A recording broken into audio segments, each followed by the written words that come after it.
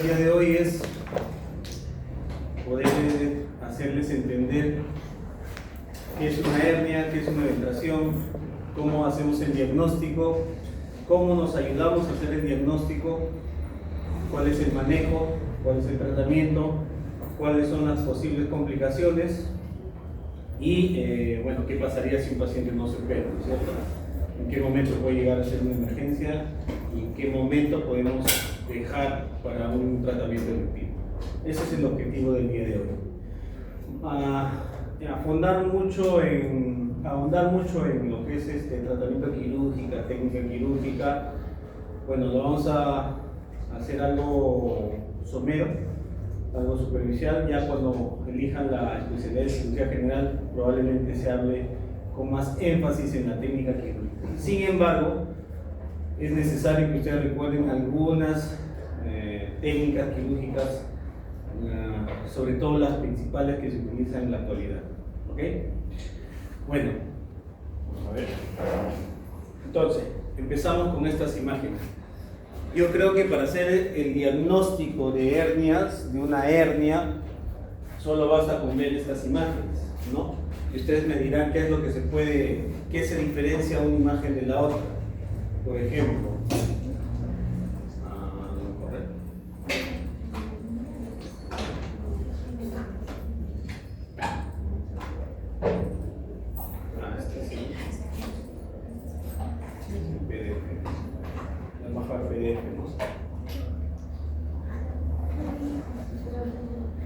vamos a pasar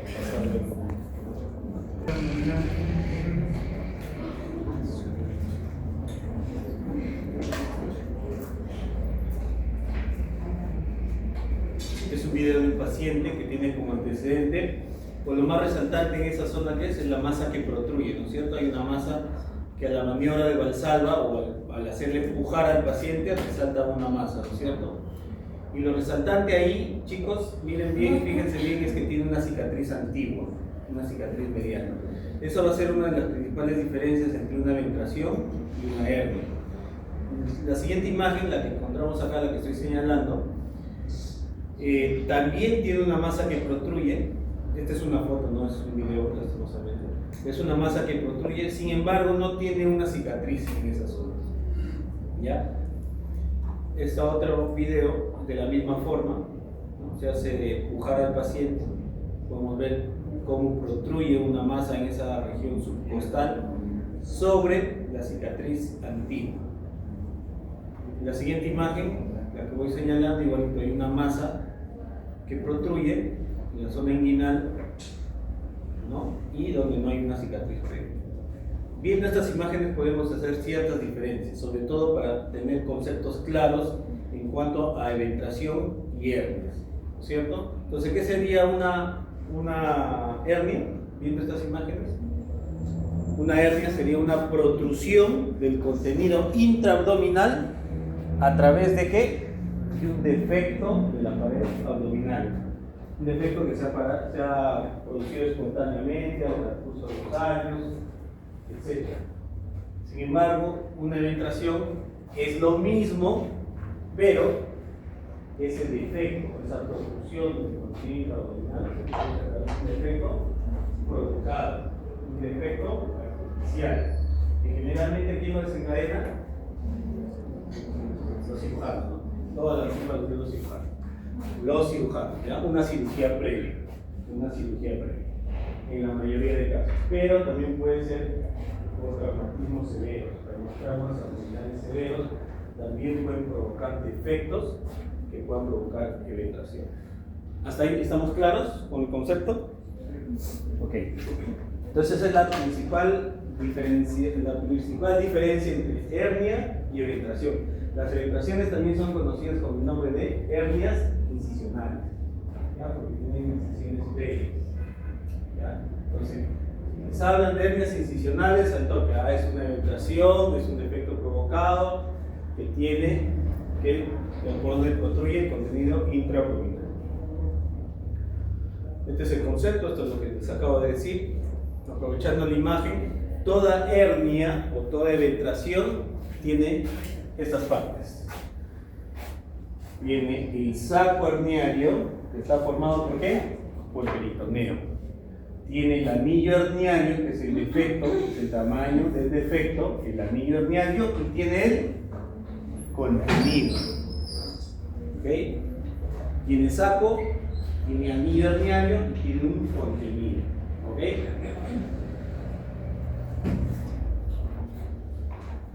Ahora, toda hernia, como han visto en las imágenes, puede ser una hernia reductible y no reductible. Puede ser reductible y no reductible. Pónganse acá esta imagen. ¿Dónde está la manzana? Miren, si yo esta imagen quiero reducirla y no puedo, ¿qué diré? Que es una hernia inguinal no reductible. Este video que tiene acá es una imagen, una zona, una eventración que protruye y se reduce espontáneamente. No hay necesidad que yo la meta. En esta otra imagen, tengo esta imagen, que viene un paciente con esta imagen, una masa que está en la región inguinal, y yo logro a la palpación o a las maniobras de taxis, las maniobras de poder reducir una masa se llama taxis. ¿Ya? Las maniobras de taxis hay una presión centrípeta, sería hacia el centro, reduzco esa masa, diría que es una hernia reductible. ¿Ok? Entonces, recuérdese siempre, una hernia o una eventración siempre puede ser reductible o irreductible. ¿Ok? Si es reductible, puede ser dos cosas. Coercible o incoercible. ¿Ok? Coercible es cuando uno agarra, la regresa, suelta y está dentro. Pero el paciente tose o se ríe o se para y vuelve a salir la hernia. Eso es coercible. Incoercible es cuando yo agarro, reduzco la hernia, saco la mano y vuelve a protruir espontáneamente. ¿Ok? Son hernias reductibles. Las hernias no reductibles pueden ser dos cosas, de dos tipos. Una puede ser la encarcerada y la otra estrangulada. ¿Cuál es la diferencia? La estrangulada tiene compromiso vascular. ¿Ya? Tiene compromiso vascular. ¿Qué quiere decir eso? ¿Qué quiere decir eso? Es una emergencia quirúrgica. Y ahí va la importancia de que ustedes vienen a diferenciar eso. ¿Por qué? Porque cuando examinen que estén frente a una hernia estrangulada, tienen que derivarlo inmediatamente a un centro hospitalario donde puedan darle el tratamiento quirúrgico. ¿Ok?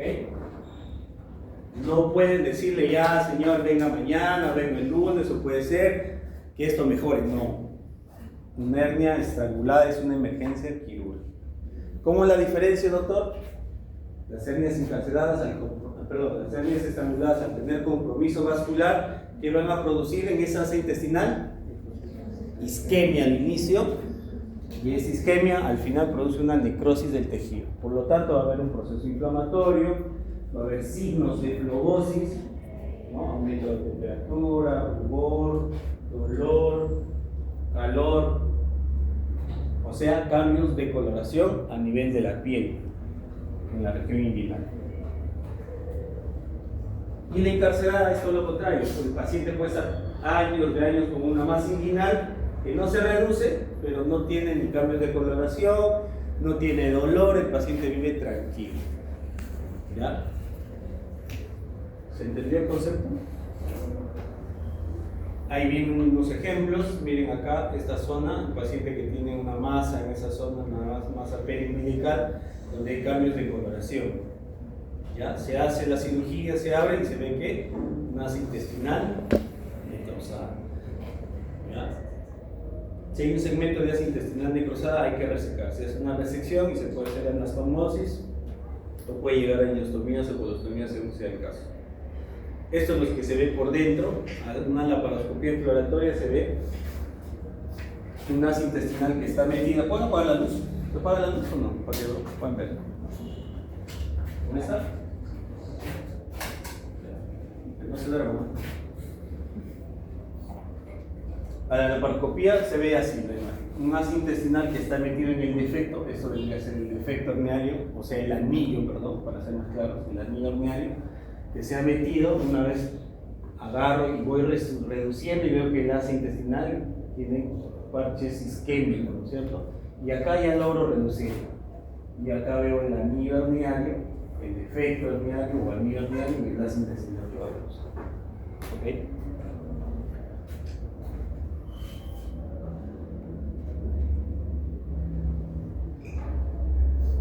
Esta es la clasificación. Bueno, esto lo vamos a ver después.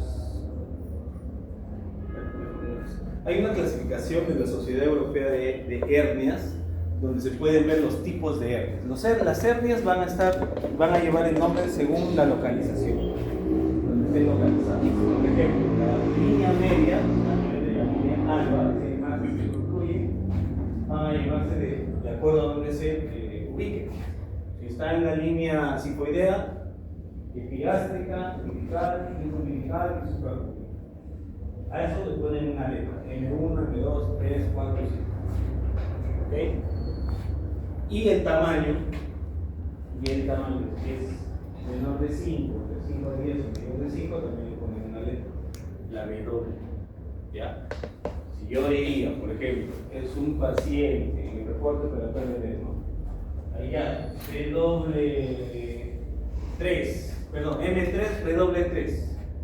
¿Qué dirán? Es una hernia umbilical con mayor de 10 centímetros. ¿Okay? Para eso nos sirve esta clasificación más o menos, es lo que se va utilizando en la actualidad. Y así, si ven hernias laterales, L1, L2, L3 y L4, ¿no? Igual le dan el tamaño con la W. Para clasificación hay un montón de clasificaciones, chicos. Si ustedes se ponen a revisar, a googlear, vengan su bibliografía, van a ver un montón de clasificaciones. Hasta se van a marear con las clasificaciones. Una de las más completas es esta. Por consenso, en los últimos congresos he visto que esto es lo que es más fácil de identificar todo el grupo de hernias en una sola clasificación. ¿Ya? Acá no solo tenemos de la línea media o de la línea lateral, tenemos también hernias en la cara posterior de la pared abdominal. Tenemos las famosas hernias de Grinfeld y de Petit, ¿cierto? Que son las dos hernias más conocidas. Ahí tenemos una imagen tomográfica, vemos cómo construye el contenido intraabdominal hacia la parte posterior. Inclusive puede ser contenido retroperitoneal porque está hacia la parte posterior. Algunos términos que deberían de considerar y saber, porque estos son preguntas de examen siempre, entonces hay que memorizar siempre estos términos: las hernias de Littrell, las hernias de Richter, sobre todo esas dos, las hernias de Anjam, cuando es una hernia en pantalón, ¿no? Las hernias deslizadas, inclusive la hernia, ahí falta una de Galantoed. La de Littrell es cuando hay un divertículo que se ha metido al saco arterial. Esa es la de Littrell. Una hernia de Richter es cuando el borde antimesentérico está metido en el saco arterial. Puede haber necrosis, puede haber acabamiento. ¿Cuál es la característica de esas hernias de Richter? Como es el borde antimesentérico, no llegan a producir obstrucciones intestinales. ¿Ya? Puede estar metida todo el asa, todo el borde antimesentérico, pero sigue habiendo tránsito. Está necrosado, pero sigue habiendo tránsito, porque solo está metido el borde antimesentérico. ¿Ya? En pantalón, ¿qué quiere decir? Estas son las hernias inguinales.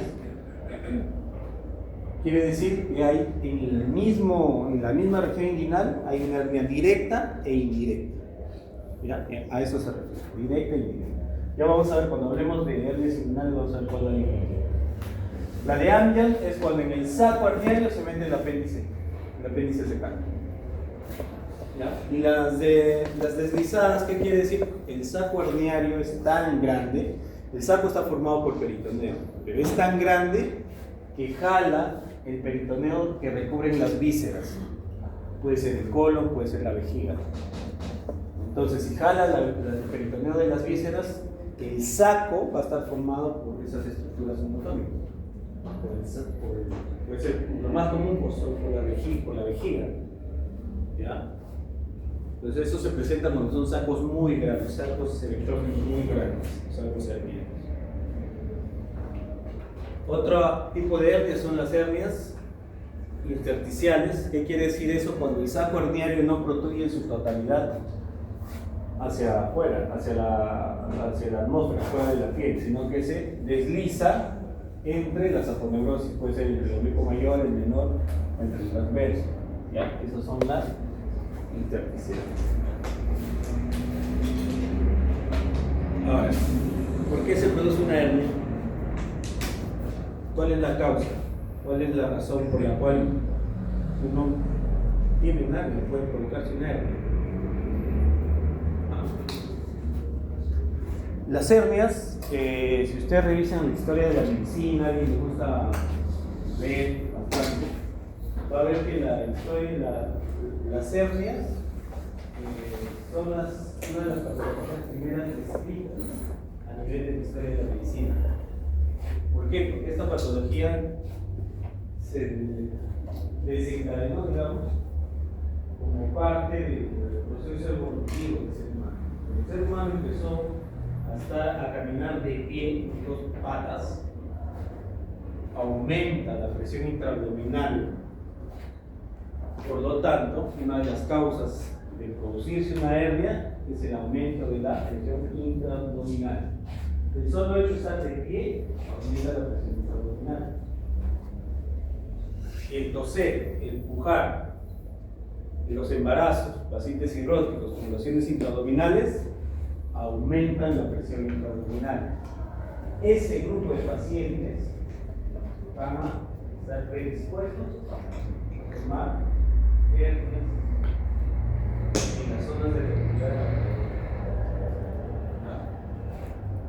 Entonces, mucho ojo con los pacientes que tienen embarazos múltiples o múltiples embarazos, que sean cirróticos, que tengan tumoraciones intraabdominales, pacientes que son estreñidos crónicos, son los primeros en hacer hernias y operaciones.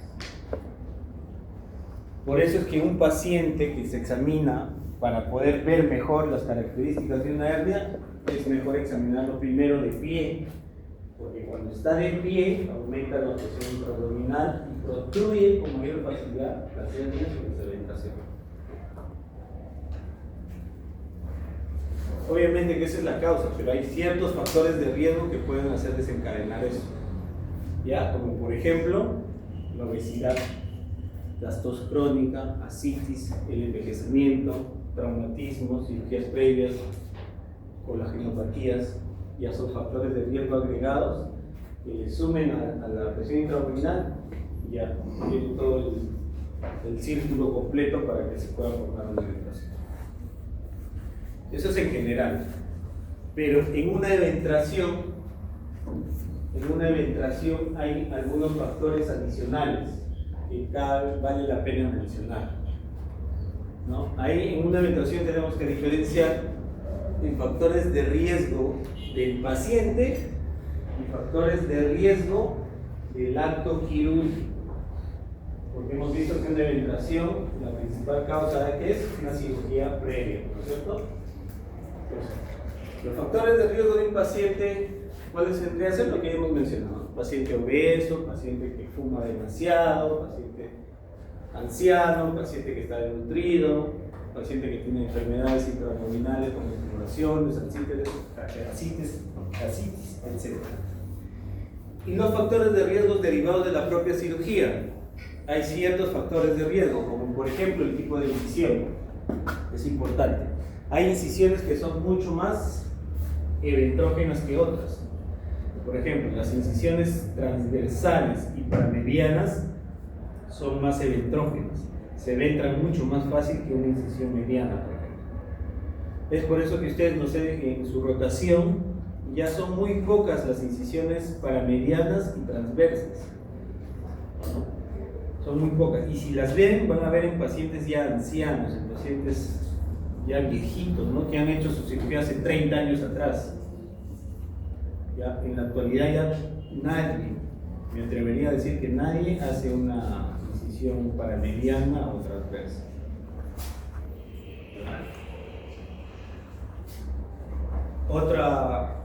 Otro tipo de factor de riesgo que vendría a ser las suturas que uno utiliza, ¿no? Las suturas pueden ser de mala calidad, o lo que mayormente pasa es cuando no se hace un buen nudo o no se hace con la fuerza necesaria de anudar la sutura del cierre de pared. ¿Ya? Son errores técnicos, ¿no? Por eso al residente o al que ayuda se le dice: lleva el hilo, jala, haz la tensión, haz un buen nudo, una buena tensión. Cuando no hay un buen nudo, una buena tensión en el llevado del hilo, pues puede producir una infección.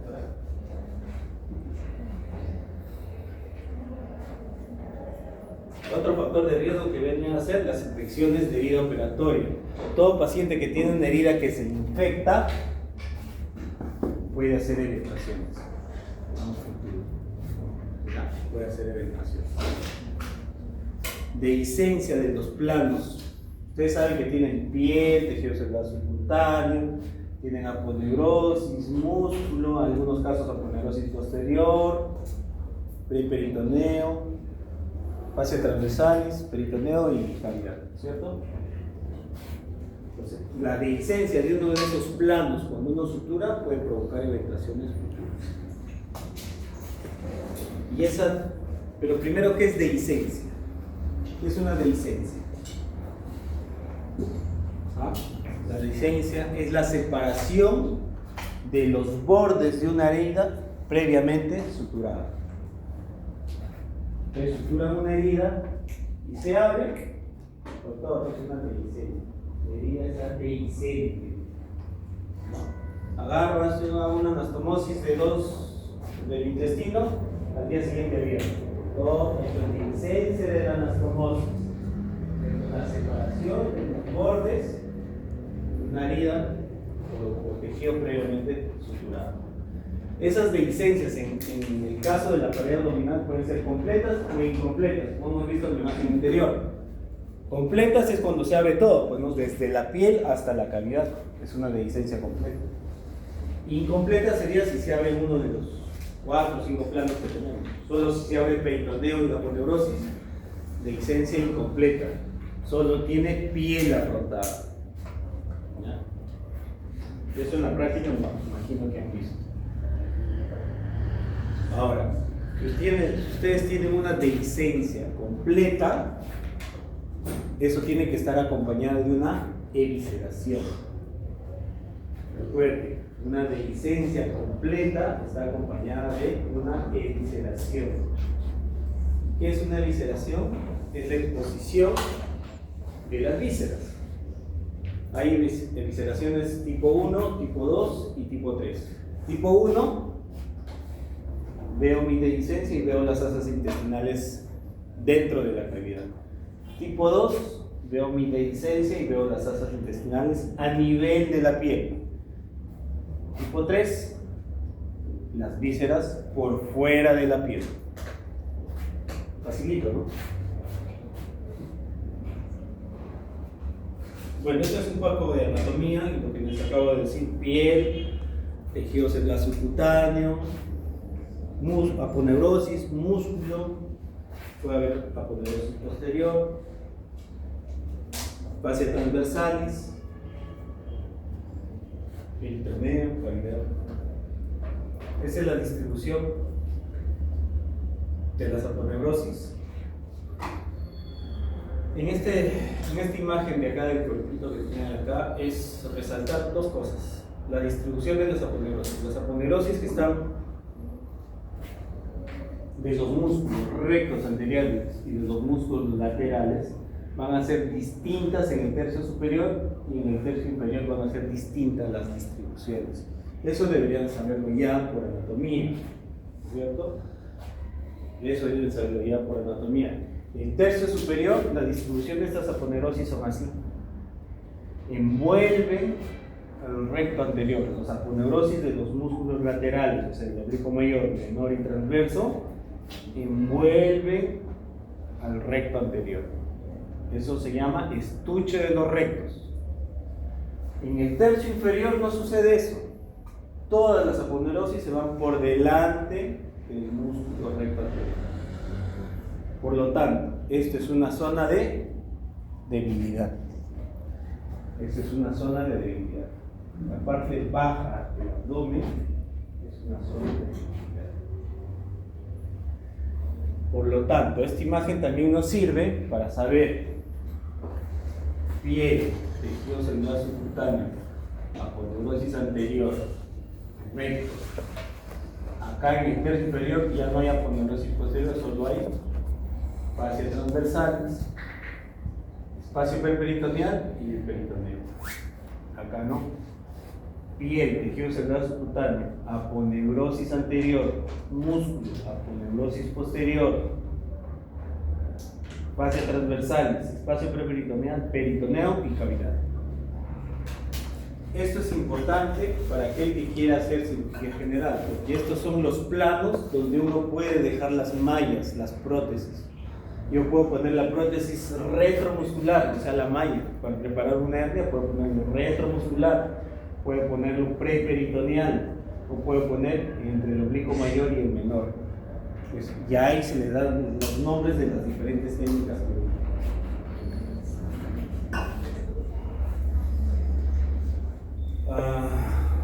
Bueno, este gráfico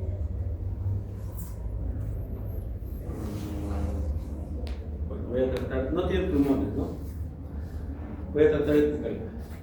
Espina ilíaca antero superior, sínfisis del pubis, línea imaginaria entre esos dos puntos. ¿Qué transcurre por esa línea imaginaria? El ligamento inguinal. El ligamento inguinal. Desde pálpano, espina ilíaca antero superior, línea imaginaria, que es el trayecto del ligamento inguinal. ¿Cuál es la importancia de eso? Toda masa que protruya por encima de esa línea son hernias inguinales. Toda masa que protruya por debajo de esa línea son hernias crurales o hernias femorales. Y eso se puede hacer en las hernias ya desde el examen físico. Pueden hacer un diagnóstico preventivo de una hernia crural versus una hernia inguinal. Para eso tienen que saber identificar esa línea imaginaria. Ahora, para entender un poco, ya hablando de hernias inguinales y hernias crurales, tienen que saber algunos reparos anatómicos necesariamente. Yo sé que no es fácil, es difícil, a veces a veces no lo entiendo. Yo entraba a sala, veía que secaba, cortaba, jalaba. El interno es el último que está al fondo. Primero está el asistente, el segundo el primer ayudante, el tercer ayudante, residente 1, residente 2 y el interno al 1. Después viene aquí el externo y el último, el estudiante de medicina. Ahí atrás, no hay nada. Entonces tienen que saber algo de anatomía. Si ustedes tienen que saber los límites del arco crural. Espina ilíaca antero superior, sínfisis del pubis. Línea imaginaria, ligamento inguinal. Hasta ahí me entienden. Por debajo va a haber una cintilla iliopectínea que se une al ligamento de Cooper. Esas tres estructuras forman el arco crural o arco femoral. ¿Por qué le dicen arco femoral o arco crural? Porque por estos límites atraviesan ¿qué? Los vasos femorales. O sea, la arteria y vena femoral, que son grandes vasos. Son las ilíacas internas que al atravesar este triángulo se transforman o cambian de nombre a vasos femorales, arteria y vena femoral. Y en esta imagen se puede ver arteria y vena femoral. Acá se ha remarcado el cerco. ¿Y cuál es la importancia de esto? Que estas hernias crurales protruyen por esta zona, que son alrededor de los vasos femorales, sobre todo en este ángulo, que es el ángulo de la celda linfática. Acá hay un ganglio. Este ganglio a veces es pequeñito, a veces está ausente y deja un gran espacio, y por ahí es donde protruyen las hernias crurales. ¿Ya? Principal diferencia. Y las hernias inguinales protruyen por encima de esto. Cuando hablamos de hernias inguinales tenemos que saber básicamente cómo es la diferencia entre una hernia inguinal directa e indirecta. ¿Ya? ¿Alguien sabe? Bueno, ahí está.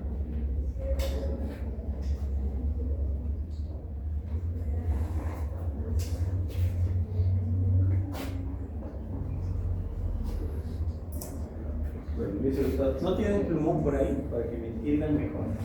¿Alguien? ¿Comentario? ¿Un punto, dos puntos? ¿Organizar? 20, 30.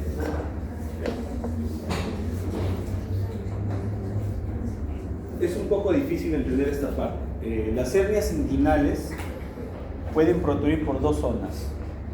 Una zona es una zona de debilidad pura, donde no hay músculo ni fibrosis, solo hay fascia transversal. Y esa zona es bien conocida. Está formado por qué? Por el triángulo de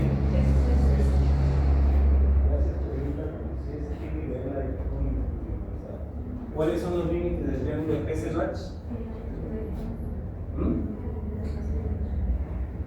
¿Cuál? ¿Ah?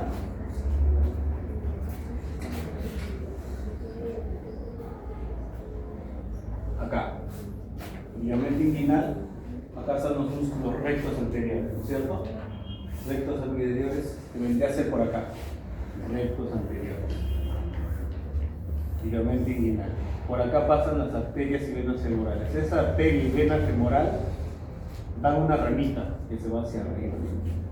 ¿Cómo se llaman esas ramas? Las arterias epigástricas. ¿Ya? Entonces, cuando sube una arteria epigástrica hacia acá, forma un triángulo. Esta y esta. Estás alucinando, ¿no? Alucinen conmigo. Arteria epigástrica, borde interno del recto anterior y ligamento inguinal. Esos son los límites del triángulo de Hesselbach. Esa zona es una zona de debilidad donde no hay músculo ni aponerosis, solo hay fascia transversales. Y toda masa que protruya por ahí son hernias directas, hernias inguinales directas. No se olviden, hernias inguinales directas, que se produce por debilidad de la pared posterior. Cuando ustedes escuchan pared posterior, hacen referencia a ¿qué? A la fascia transversales, porque es la estructura más posterior que hay, ¿verdad? Y las hernias gracias. Un poquito más. A ver, ¿se ve? Y mira acá, antero superior. Sínfisis del pubis. Línea imaginaria. ¿Qué es eso? Ligamento inguinal. Perfecto. Y la sínfisis del pubis nace la intersección de qué músculos?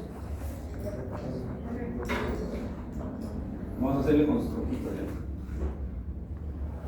Rectos anteriores.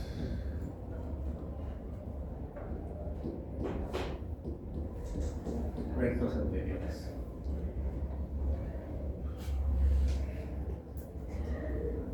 Acá, debajo del ligamento en su tercio medio van a ser la cintilla iliopectínea y el ligamento de Cooper.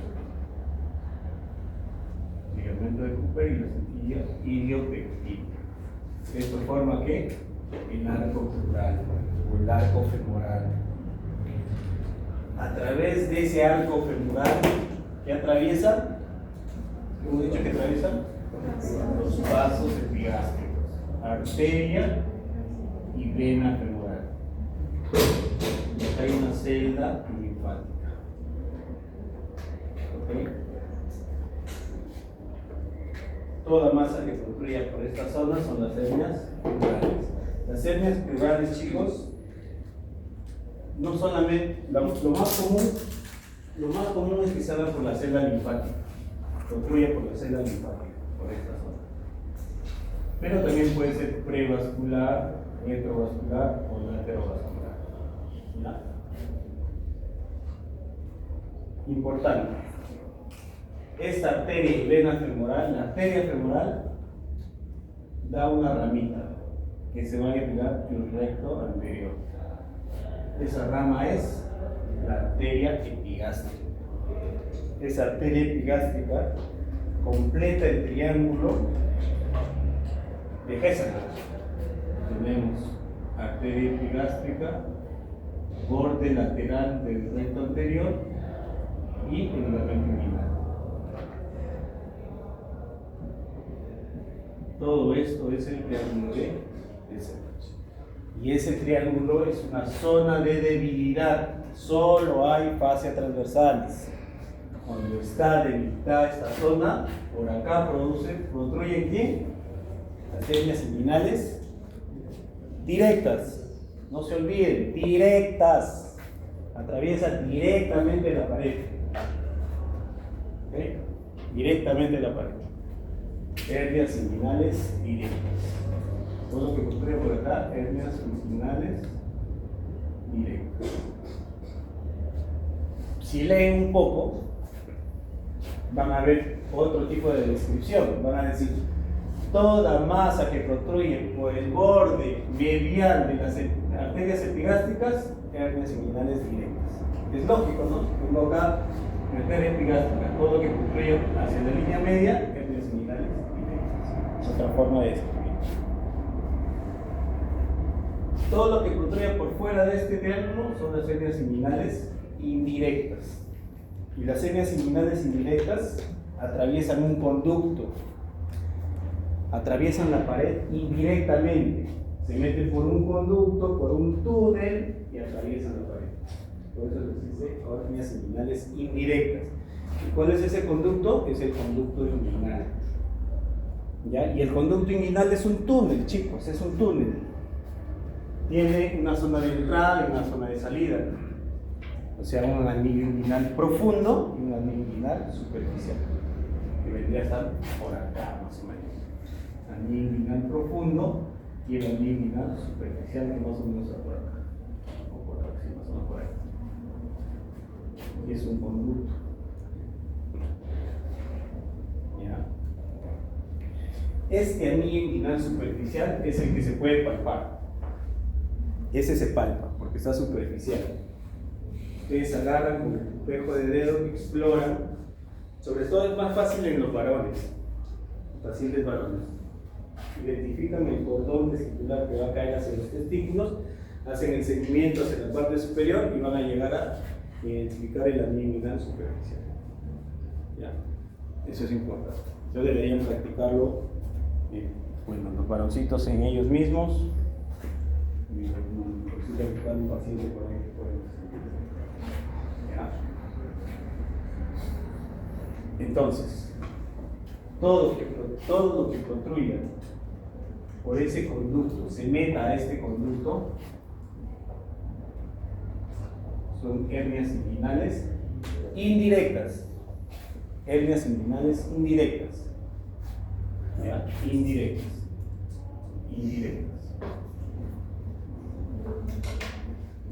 Ahora, si son hernias muy grandes, van a atravesar todo el conducto y se van a ir ¿hacia dónde?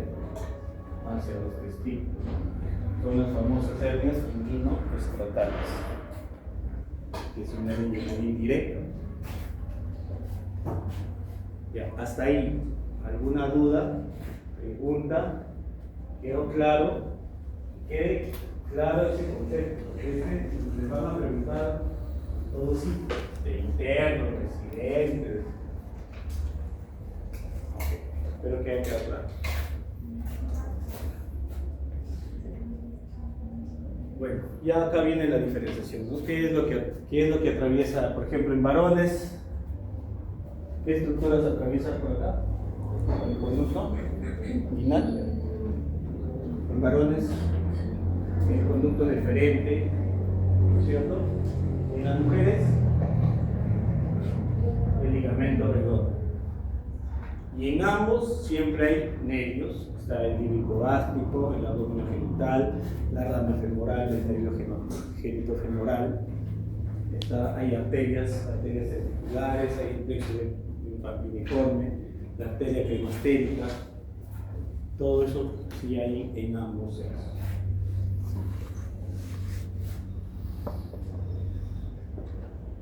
Bueno, esto ya lo hemos hablado, hernias inguinales directas e indirectas. Acá mencionar nada más que las hernias inguinales indirectas son frecuentes. ¿Por qué? Son más frecuentes en pacientes de origen congénito, digamos. De origen congénito, ¿por qué? Porque hay persistencia del conducto peritoneo vaginal. ¿Ya? Hay pacientes que tienen alteración en el descenso, por ejemplo, de los testículos, ¿no? Y las hernias directas son las adquiridas. ¿Qué quiere decir? En el tiempo se va adquiriendo con la actividad física, la relajación intraabdominal, se van produciendo.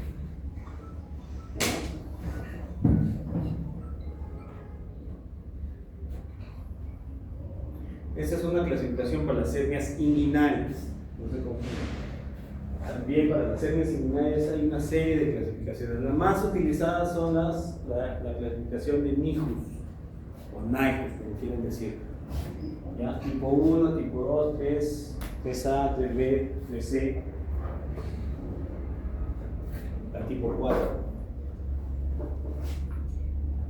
4. Acá hay el pantalón, ¿cuál vendría a ser ahí? La clasificación, segunda clasificación. La 3B. ¿Ya? En donde identifican una línea directa y una indirecta. ¿Ya? La tipo 3C son las hernias plurales o femorales. Otra clasificación que también es utilizada es la de Gilbert, que es algo parecido. Bueno, de hernias plurales ya hemos hablado bastante de hernias plurales. Es importante que ustedes sepan por qué y cómo y por dónde protruyen las hernias, para que hagan el diagnóstico. ¿Ya? Ahora, hablando en general de todas las hernias que existen, ¿cuál es la más común, la más frecuente? Las hernias inguinales es la más común.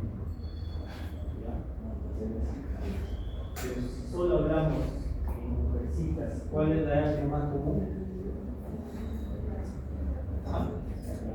Las hernias plurales son las más comunes y lastimosamente son las hernias que mayormente se complican, más fácilmente se complican. Esas hernias plurales son las que hacen hernias estranguladas con mayor frecuencia.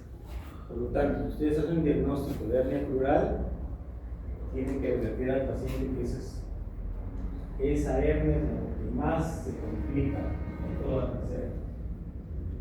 Tienen que mandarla rápidamente al cirujano para que la pueda operar. Diagnósticos diferenciales: linfomas, adenopatías en esa zona, ¿ya? Abscesos. Lo más común, siempre se confunden con adenopatías. Palpan una masa que está inflamada y pueden confundir el diagnóstico. Hasta ahí, ¿alguna pregunta? ¿Hernias inguinales y plurales?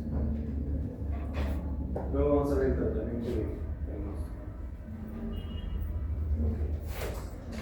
Hernias umbilicales, creo que no hay mucho que decir. Las hernias umbilicales protruyen por la zona umbilical. Pueden ver imágenes ahí. Generalmente están producidas en pacientes que han tenido embarazos múltiples, en pacientes obesos, que es los que mayormente hacen hernias umbilicales, también se pueden complicar. ¿Ya? Las hernias epigástricas están en la línea media, están por debajo de la apéndice sifoides. La característica principal de las hernias epigástricas, ¿cuál es? Que no tienen saco herniario, o sea, no tienen saco herniario, está formado solamente por grasa preperitoneal. Y usualmente es por la debilidad o la dilatación que produce un vaso perforante en esa zona. ¿Ya? Esas hernias sí producen dolor, son bastante dolorosas. Las hernias lumbares ya lo hemos visto, la más frecuente es la de Greenfield en un 95%, es del triángulo superior, ¿no? Otra cosa que la diastasis de recto. No confundan una diastasis de recto con una hernia, por favor. Tengo muchos colegas jóvenes que me mandan al consultorio pacientes con diagnóstico de hernias cuando son diastasis de recto. Por favor, ruego, se explico, no se confundan, no es lo mismo. Una diastasis de recto no es una hernia. ¿Qué es una diastasis de recto? Las diastasis de recto son la separación de la línea media, correcto, entre dos bordes internos. ¿Quiénes hacen diastasis de recto con mayor frecuencia? Pacientes obesos, pacientes ancianos y pacientes gestantes en su puerperio. Las pacientes que están en su puerperio dentro de los 2 primeros años pueden ser una diastasis fisiológica normal que se supera. Entonces, fisioterapia y mejora. Pasados los 2 años y esa diastasis no mejora, no desaparece, ahí sí podemos hacer un tratamiento quirúrgico. ¿En consiste? En afrontar o medianizar el tratamiento sí llega a ser quirúrgico cuando el paciente es sintomático. ¿Y cuáles son los síntomas de una diastasis de recto? Los pacientes son estreñidos crónicos, presentan dolor lumbar crónico, tienen problemas de erección, de defecación, ¿ya? Porque toda la parte medial no la tienen, no tienen un soporte, ¿no? Tienen una separación muy marcada. Generalmente por debajo de 2.5 es una separación normal. Por encima de 2.5 ya no se puede considerar una diastasis leve. Por encima de 3.5 centímetros de separación ya es una diastasis que puede requerir tratamiento quirúrgico. ¿Okay?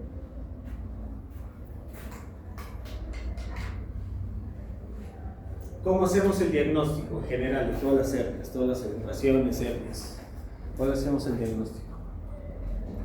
El diagnóstico es clínico, es haciendo una buena anamnesis y examinando al paciente.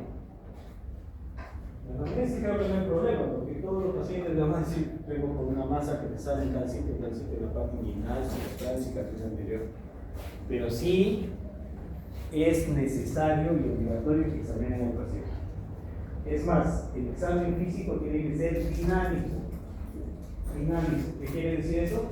El paciente tiene que estar de pie y tiene que hacerse su cúbito dorsal, contraiga o que tiene que hacerse sentar al paciente para que aumente la presión en la abdominal. Entonces la evaluación es dinámica, no es estática. La evaluación para descartar una hernia o confirmar una hernia o una ventración es dinámica. ¿Okay?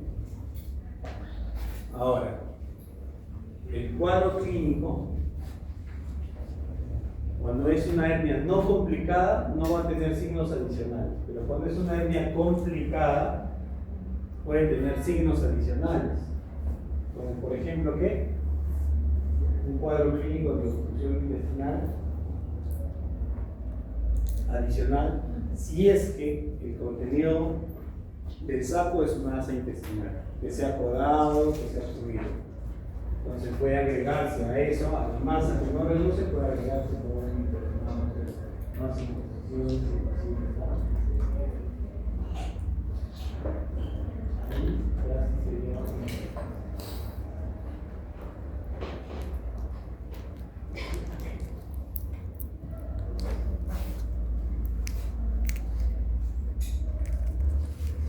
algunas maniobras para poder hacer la diferenciación si es una hernia inguinal directa o indirecta, sobre todo la de alfa. ¿En qué consiste? Identificar el hernia inguinal superficial. Penetro el pulpejo de dedo más o menos 1 centímetro y hago pujar al paciente. Si yo hago pujar al paciente y siento la masa que protruye y choca con mi dedo, que sería una hernia inguinal indirecta. Si yo hago pujar al paciente y no siento nada, y al contrario, siento una masa que protruye por fuera de esto, sería una hernia inguinal directa. ¿Del andíbar cuál es? El andíbar, identifico más o menos dónde está el hernia inguinal profundo y superficial. Comprimo con la palma de mi mano el hernia inguinal profundo y hago pujar al paciente. Si veo que protruye por fuera de esto, también es una hernia inguinal directa. ¿Cuál es la importancia? Relativamente no hay mucha. Para hacer un diagnóstico más exacto, un diagnóstico más exquisito, ya en el intraoperatorio se va a confirmar eso o se va a dejar. ¿Ya? En las hernias inguinales, el tratamiento de una directa o indirecta es el mismo. Es quirúrgico, no varía. ¿En qué casos yo utilizo imágenes? ¿En qué casos yo utilizo ecografías y tomografías? ¿Se utiliza o no se utiliza? Sí, se utiliza, pero en casos puntuales, no en todos los pacientes. Si viene un paciente como en las imágenes que le he enseñado al inicio, ¿para qué nada va a pedir por aquí? No es necesario, ¿no? Pero hay médicos que piden. Hay. Pero ustedes no. Ustedes no van a pedir cosas que no son necesarias. Entonces, solo se utiliza, chicos, la ecografía en casos puntuales o la tomografía. Entre la ecografía y la tomografía, ¿cuál es más sensible y más específico? La tomografía. La ecografía, lastimosamente, depende mucho del operador, del ecografista, de la experiencia del ecografista. Muchas veces no son necesarios. Entonces, entre los dos, una tomografía mucho más específica es. ¿En qué casos yo la pido? Por ejemplo, pacientes con enfermedad neurológica, que no colaboren con el servicio, no empujen, no se paren, pacientes ancianos, postrados crónicos que tengan enfermedades neurológicas severas, pacientes con enfermedades mentales, pacientes obesos. Tanta su obesidad que uno palpa y no siente el saco herniano, así se pare, solo palpa la grasa. ¿Ya? Y esos pacientes podemos hacer una tomografía o una ecografía. Solo en esos pacientes. Y en caso que haya una duda diagnóstica, póngase que viene un paciente que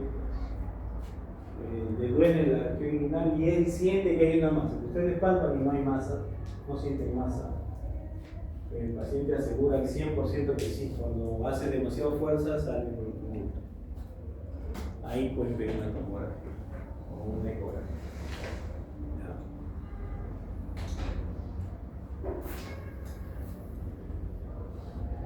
Bueno, el diagnóstico diferencial ya los hemos visto, así que no vamos a mencionar mucho eso. El tratamiento. El tratamiento siempre es quirúrgico. De una hernia inguinal o pleural o umbilical siempre es quirúrgico. Hernia que diagnostiquen, hernia que indiquen una cirugía. El tratamiento, no hay otro tratamiento hasta el día de hoy. No sé, de acá a 1 año, 2 años, no sé si sale otro tratamiento. Pero hasta el día de hoy, el tratamiento es quirúrgico. ¿Ya? Se puede hacer con anestesia local, se puede hacer con anestesia regional, anestesia general, dependiendo cuál sea el caso. Se puede resolver con técnicas abiertas, técnicas laparoscópicas, técnicas robóticas.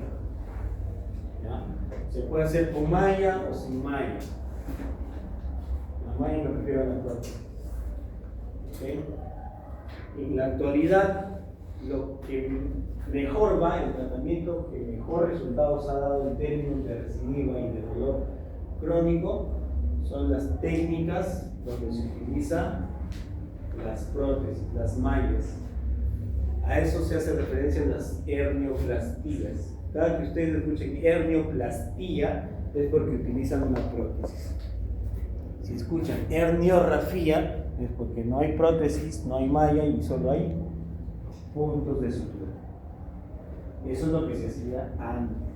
Antes se hacían técnicas con tensión. Las técnicas con tensión es donde utilizan puntos de sutura.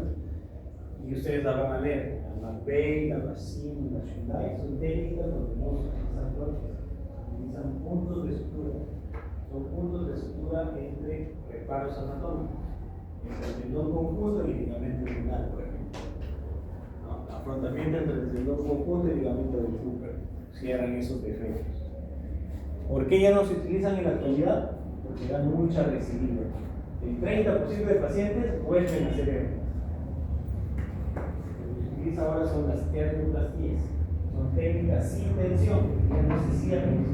Solo se colocan la malla en el espacio correcto y se ponen puntos de fijación. ¿Qué nos ha dado resultado eso? Que el porcentaje de recidiva es más o menos de 3 al 5%. Por lo tanto, es lo que se utiliza actualmente. ¿Ya? ¿Qué técnicas tenemos? Con malla, básicas, las que tienen que saber siempre. Lichtenstein, Nyhus, básicamente esos dos, y ahí vienen sus derivados. Estopaz, si son líneas terminales bilaterales.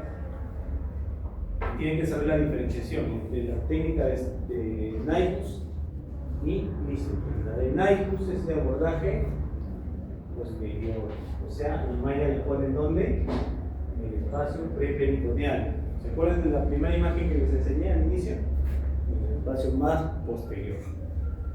Y la de Lichtenstein, la malla se pone por encima entre el oblicuo mayor y el oblicuo mayor.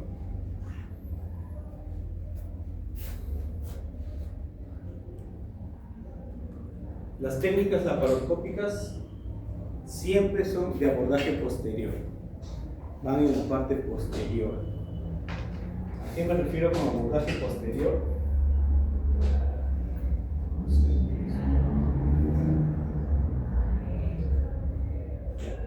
En esta imagen.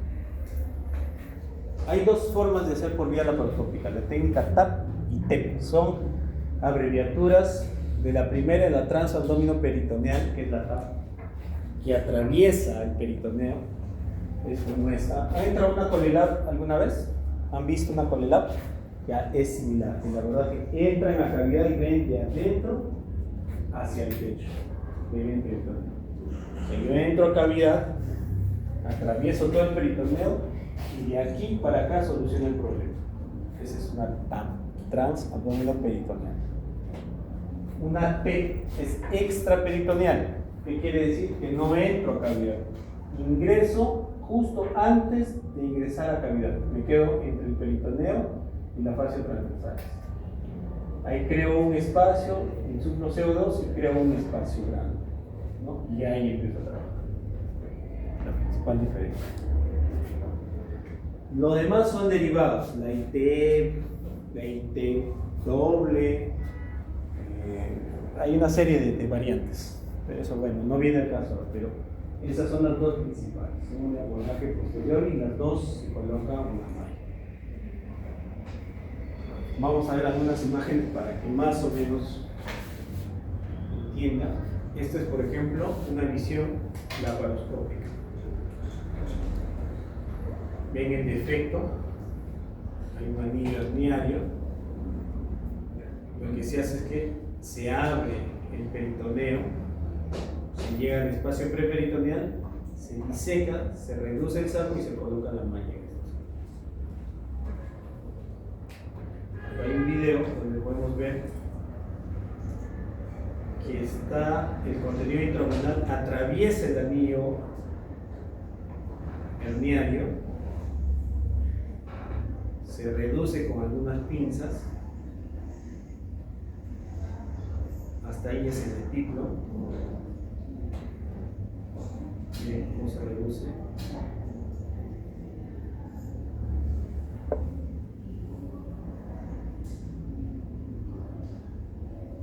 La ventaja de la cirugía laparoscópica es que podemos ver directamente si hay compromiso vascular del lazo intestinal, ¿no? Y si no hay compromiso, bueno, no se hace ningún tipo de resección y se puede reparar el mismo. En cambio, una cirugía abierta, ¿no? Una cirugía abierta ya hace la incisión, hace el corte y ya, así no tenga compromiso vascular, tienes que hacer la disección completa. En esta imagen, este paciente viene con una masa que protruye y no se reduce. El examen físico es una hernia inguinal no reductible, ¿ya? No reductible. Si bien es cierto, no había cambios de coloración, pero sí era una masa muy dolorosa, de varios días de evolución. Entonces se logra reducir. No hay asa intestinal en el contenido, solo hay epiplo. Miren ahí el defecto, el anillo es grande, el saco está por dentro.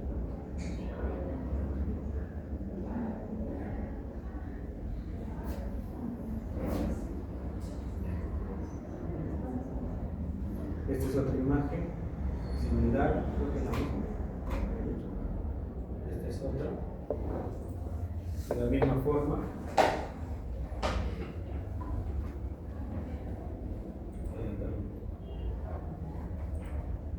Se hace la reducción del contenido.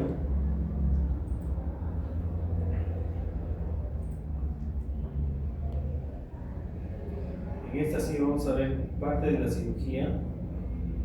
Se está haciendo una técnica TAP en esa zona transabdominal-peritoneal. Este es el anillo herniario. Se va a abrir el peritoneo en este caso para hacer la hernioplastia.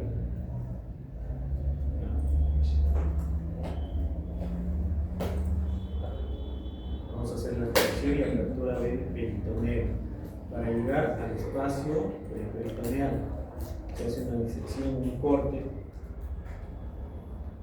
con una tijera y con el electrodoppler. Miren, ahí estamos entrando al espacio peritoneal.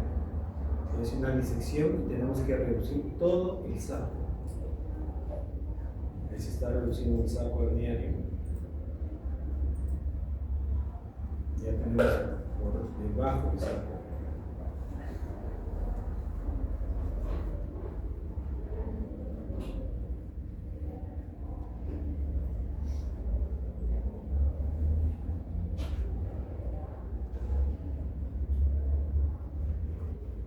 Es una hernia inguinal indirecta.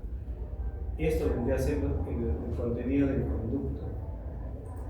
Esto es el contenido del conducto. Y si ustedes se dan cuenta, el saco ha estado pegado acá y ha estado metido. Entonces es una hernia inguinal indirecta. Se ha liberado, se ha hecho un espacio, acá están los elementos del conducto. El saco ya está abajo y lo que toca es colocar una malla en esta zona. Este es el ligamento de Cooper en esta zona y es donde se va a poner el punto de fijación con la malla. Ahí está la malla. Es una malla de polipropileno. Cuando hablan de mallas de prótesis, hay un sinfín de mallas en el mercado. Hay desde las más baratas hasta las más caras. Hay mallas autoadhesibles, hay mallas preformadas, hay mallas de bajo peso molecular, hay mallas macroporosas, microporosas, hay mallas absorbibles, hay mallas reabsorbibles, hay mallas sintéticas no absorbibles, hay mallas biológicas, ¿ya? Hay mallas sintéticas reabsorbibles, hay un sinfín de mallas. En la actualidad, las últimas que han salido son las mallas biológicas y las mallas sintéticas reabsorbibles. pero todavía no hay estudios a largo tiempo que demuestren que sean mejores que las del polipropileno. Pues tienen que hacer acá un seguimiento a 10 años para ver si hay recibido o no hay recibido la causa.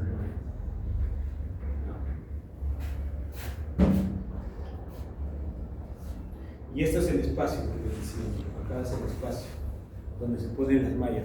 La técnica TEP y TAP laparoscópica, las mallas las ponen acá, en el espacio preperitoneal, antes del peritoneal. Las técnicas de Nyquist y Lichtenstein, la de Nyquist también se pone acá en este espacio preperitoneal. Las de Lichtenstein se ponen en este espacio. Acá. ¿Ya? Ahí viene el término de Unley y Sunley. La malla va por encima, a nivel de la aponeurosis y por debajo de la.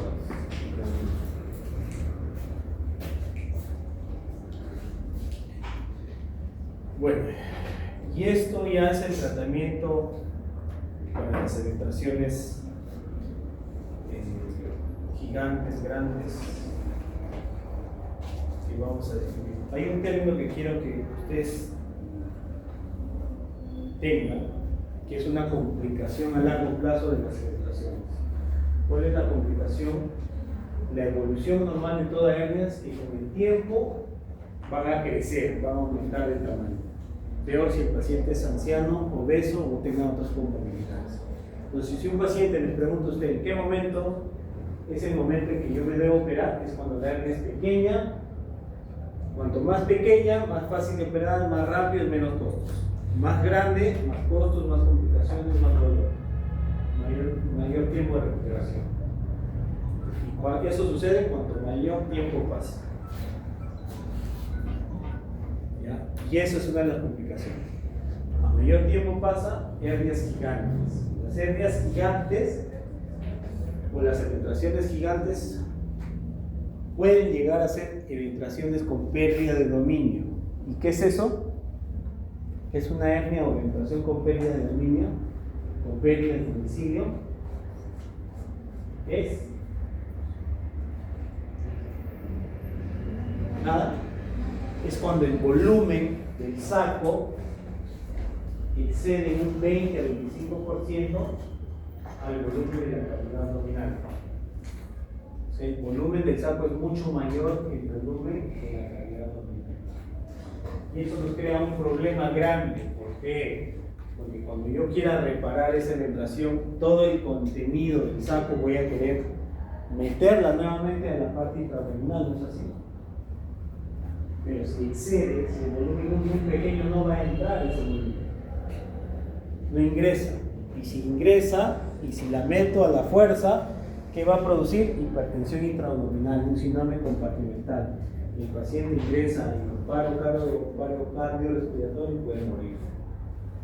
¿Ya? Entonces, pérdida de dominio o pérdida de domicilio es cuando el volumen del saco, este volumen del saco es mucho mayor en un 25% al volumen de la cavidad abdominal. ¿Ya? Entonces, este tipo de pacientes sí es una preparación compleja, difícil. Este tipo de paciente hay que prepararlo antes de operar. Tiene que ser una preparación por lo menos un mes antes de operar. Miren acá igual.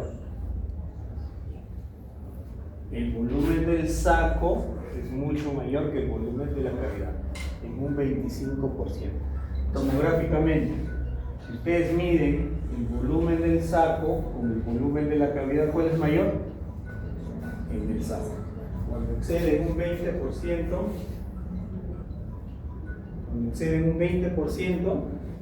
o más del 20%, es una hernia con pérdida de domicilio.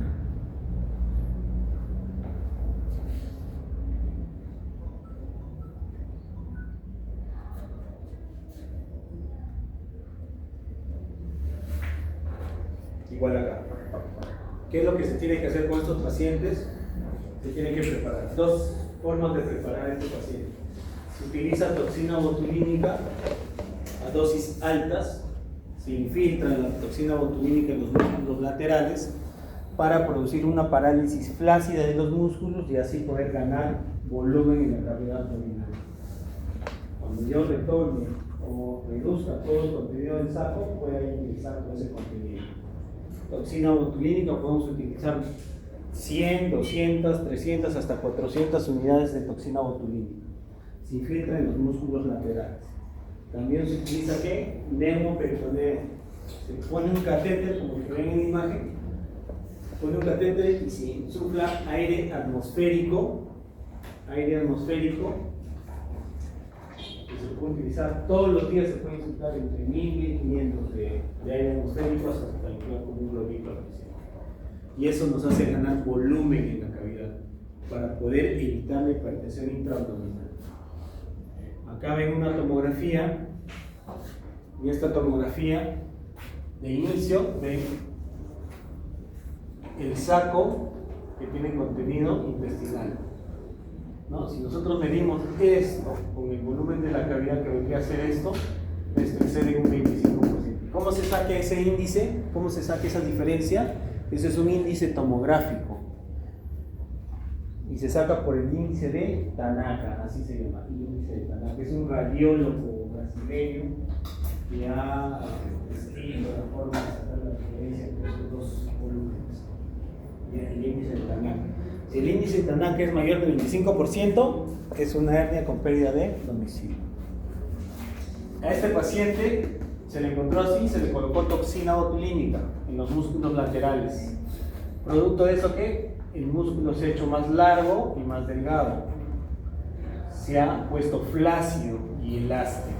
Y eso hace que el tamaño del defecto sea más pequeño, sea más fácil de llevar a la línea media estos músculos y poder cerrar.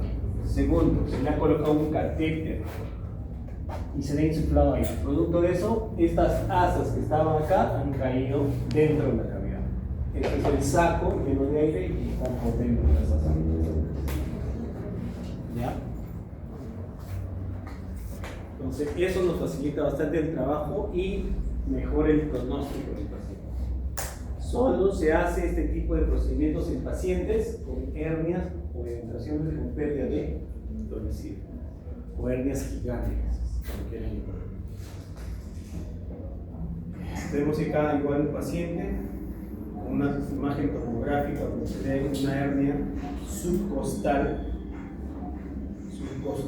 producto de una nefrectomía, una nefrectomía derecha. Miren la imagen radiográfica, cómo está. No hay músculo recto anterior y los músculos laterales están bien retraídos. Este es el paciente que se le examina y se le hace tocar todo esto que hace el sangre. Listo, muy bien, chicos.